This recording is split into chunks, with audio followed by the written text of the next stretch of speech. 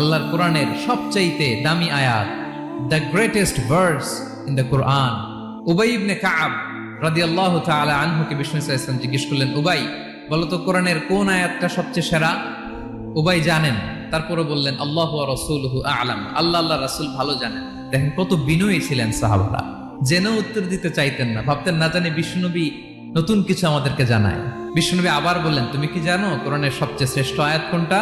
এবার উবাই ভাবলেন এবার আমি উত্তরটা দিয়েই দেই। তিনি বললেন আয়াতুল কুরসি, আল্লাহু লা ইলাহা ইল্লা হুয়াল হাইয়ুল কাইয়ুম, এটা শ্রেষ্ঠ আয়াত। বিষ্ণুনবী খুশি হয়ে উবাই ইবনে কাবের বুকে একটা চাপড় মারলেন, এরকম আদরের চাপড় দিয়ে বললেন, লিয়াহনিকাল ইলমু ইয়া আবুল মুনজির, হে আবুল মুনজির, জ্ঞান এবং প্রজ্ঞা তোমার জন্য মোবারক হোক, তুমি ঠিক বলেছো। সুবহানাল্লাহ পড়ো। তাহলে এই প্রথম ইনফরমেশনটা আজকে জানলাম, কোরআনের সর্বশ্রেষ্ঠ আয়াতের নাম ৬,২৩৬টা আয়াতের মধ্যে থেকে সবচাইতে দামি আয়াত এটা।